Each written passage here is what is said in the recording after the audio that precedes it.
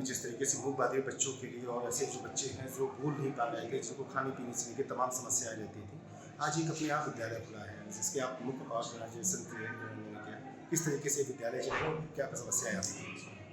नमस्कार, मैं डॉक्टर जेके उमराव, संचालक जेके चिल्ड्रन हॉस्पिटल। बड़े खुशी के साथ मुझे बताते हुए ये आप सबको बड़ा अनुभूति हो रही, खुशी की अनुभूति हो रही है कि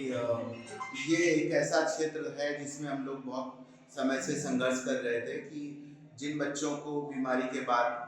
सामान्य विकास की समस्याएं आती, बीमारी सही हो जाती, उसके बाद भी उनको पता चला चलने में परेशानी आ रही, देखने में परेशानी आ रही, सुनने में परेशानी,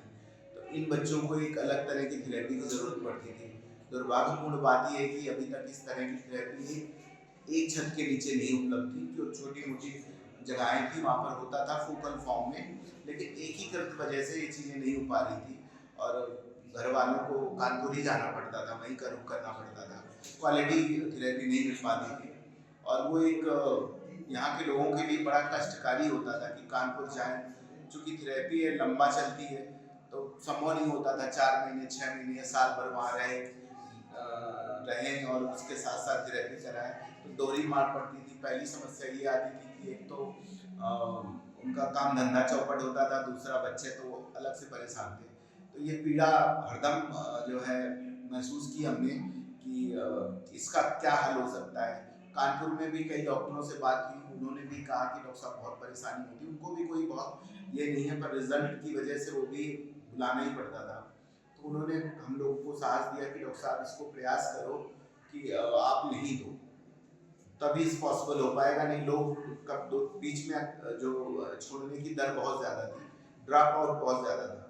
लोग थोड़ा करा के चले आते थे तो इनएडिक्वेट रिजल्ट्स रहते थे। तो उसी के ध्यान में रखते हुए हमने कई लोगों से बात करी और फाइनली जो एबिलिटीज अनलीज्ड हैं, डॉक्टर प्राप्ति सक्सेना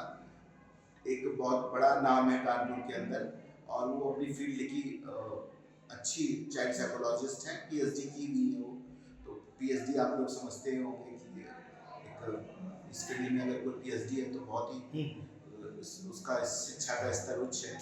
हमने बात करी, कई दौरों की बात हुई, फिर उनको बहुत किया गया, वो भी छोटी जगह के आने के लिए सोच रही थी, पता नहीं वहाँ कोई कैसा सपोर्ट रहेगा। हमने कहा हम लोग भी सपोर्ट करेंगे आपके, हमारा मन था बस एक बार शुरू हो जाए, फिर हो सकता है फिर धीरे धीरे लोग हैं ज़रूरत के तो लोग जुड़ेंगे। मैं अकेला चला था, मंजिल की तलाश में लोग आते गए और कार्य बनता गया। इस उम्मीद के साथ हमने उनसे रिक्वेस्ट करी, उन्होंने खैर मान ली इस बात को, तो फिर पूरा हमने उन्हीं के देख रेख में ये दे दिया कि वो लोग इसको मैनेज करें और हमारा ये रहेगा कि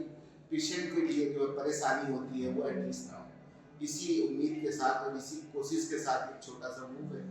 और सोचते हैं क्षेत्र की जनता सपोर्ट करेगी, उनके लिए सुविधा की बात रहेगी,